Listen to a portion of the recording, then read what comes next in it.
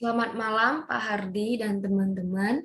Saya Dianti dari Prodi Akuntansi Angkatan 2018. Pada hari ini saya akan mempresentasikan penelitian yang akan saya teliti dengan judul Analisis Pengaruh Harga, Kualitas Produk dan Merek terhadap keputusan pembelian handphone atau smartphone Samsung jenis Android.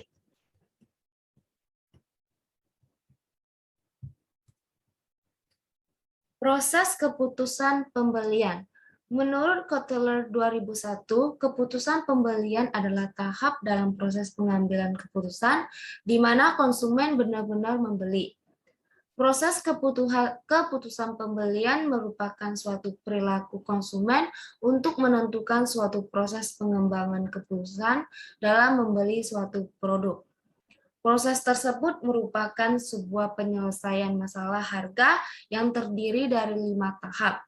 5 tahap tersebut adalah proses keputusan pembelian. Yang pertama itu pengenalan masalah, yang kedua pencarian informasi, yang ketiga penilaian alternatif, yang keempat keputusan pembelian, yang terakhir perilaku setelah pembelian. Perkembangan teori yang akan saya teliti, X1 harga, X2 kualitas produk, X3 merek, dan Y keputusan pembelian.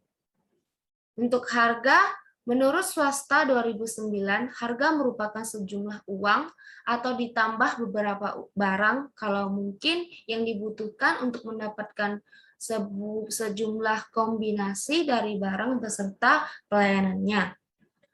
Dan untuk menurut Ciptono 2003, harga merupakan satu-satunya bauran pemasaran yang memberikan pemasukan dan pendapatan bagi perusahaan. Sedangkan ketiga unsur lainnya yang menyebabkan timbulnya biaya atau pengeluaran. Berdasarkan pendapat di atas, dapat ditarik kesimpulan bahwa harga adalah sejumlah uang yang dibebankan atas suatu produk yang ditukar konsumen atas keunggulan yang dimiliki produk tersebut. Untuk X2, kualitas produk. Menurut Kotler dan Armstrong 2001 mengartikan kualitas produk adalah kemampuan suatu produk untuk melaksanakan fungsinya, meliputi kehandalan, daya tahan, ketepatan, kemudahan operasi, dan perbaikan produk serta atribut lainnya. Menurut Kotler 1997, kualitas produk merupakan faktor terpenting dalam pemenuhan kebutuhan dan keinginan konsumen. Produk merupakan segala sesuatu yang dapat ditawarkan untuk memuaskan suatu kebutuhan dan keinginan. Dan menurut Asauri 2011, produk juga didefinisikan sebagai segala sesuatu yang dapat ditawarkan kepada pasar untuk mendapat perhatian, dimiliki, digunakan, atau dikonsumsi yang meliputi barang secara fisik, jasa, kepribadian, tempat, organisasi, dan gagasan atau buah pikiran. Dari beberapa definisi para ahli tentang kualitas produk, dapat disimpulkan bahwa kualitas produk adalah keseluruhan ciri, karakteristik, dan spesifikasi yang dimiliki suatu barang atau jasa yang bergantung pada kemampuannya untuk memenuhi kebutuhan konsumen. Untuk X3 yaitu merek. Menurut Kartajaya dalam Syarifah Helmi 2010 mengilustrasikan merek atau brand adalah suatu indikator value yang Anda atau perusahaan tawarkan kepada pelanggan atau konsumen. Menurut Kotler dan Armstrong 1997, merek adalah janji penjual untuk menyampaikan kumpulan sifat, manfaat, dan jasa spesifik secara konsisten kepada pembeli. Merek terbaik menjadi jaminan mutu. Menurut Undang-Undang Merek Nomor 15 Tahun 2001 Pasal 1 Ayat 1, merek adalah tanda berupa gambar, nama, kata, huruf-huruf, angka-angka, susunan warna, atau kombinasi dari unsur-unsur tersebut yang memiliki daya pembeda dan digunakan dalam kegiatan perdagangan barang atau jasa. Dari teori di atas dapat disimpulkan bahwa merek bertujuan untuk mengidentifikasi satu produk untuk membedakannya dengan produk pesaing. Untuk indikator merek, Kotler dan Keller 2009, indikator-indikator merek antara lain yang pertama, dapat diingat merek sebaiknya dibuat dengan nama, istilah, lambing, atau desain yang mudah diingat agar konsumen dapat dengan mudah mengingat barang dan jasa yang mereka inginkan. Kedua, bermakna. Dalam membangun merek, diharapkan dapat memberikan kesan positif kepada konsumen terhadap barang-barang dan jasa yang ditawarkan.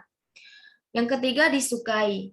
Merek yang disukai adalah merek yang dapat memberikan kesan positif kepada konsumennya, sehingga konsumen akan tetap dan terus menggunakan barang atau jasa tersebut. Yang keempat, dapat diubah. Dalam hal yang memberikan nama merek, sebaiknya dipilih nama yang mudah diganti atau diubah, disesuaikan dengan kondisi yang ada. Yang kelima, dapat diadaptasikan. Memberikan nama merek yang baik adalah yang dapat disesuaikan dengan kondisi pasar. Yang keenam, dapat dilindungi. Nama merek sebaiknya harus segera dipatenkan di badan hukum untuk mencegah perusahaan lainnya untuk dalam meniru. Dan terakhir, ini penelitian terdahulu. Dari hasil penelitian Kristia 2012, Diekhi 2012 dan Lufia 2012 menyatakan bahwa harga berpengaruh terhadap keputusan pembelian.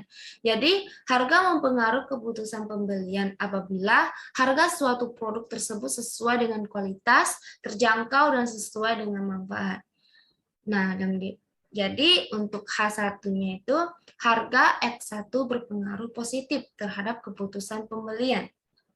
Dan yang kedua itu hasil penelitian Johan Samarel Siregar dan Ernie Widyastuti 2017 menjelaskan bahwa kualitas produk berpengaruh signifikan terhadap keputusan pembelian. Hasil ini menjelaskan bahwa sebagian konsumen tidak mempertimbangkan kualitas produk sebagai keputusan pembelian. Mungkin konsumen sudah terlalu percaya akan keunggulan produk handphone Samsung yang berbasis Android. Tetapi untuk konsumen yang belum percaya akan kualitas produk handphone Samsung itu pasti akan mempertimbangkan apakah handphone Samsung berbasis Android ini dapat memuaskan keinginan dan kebutuhannya. Nah, jadi untuk H2-nya, kualitas produk X2 mempengaruhi positif terhadap keputusan pembelian. Terus yang terakhir itu hasil penelitian Kristia 2012 dan Diekhi 2012 dan Subekti 2010 menunjukkan bahwa merek berpengaruh terhadap keputusan pembelian.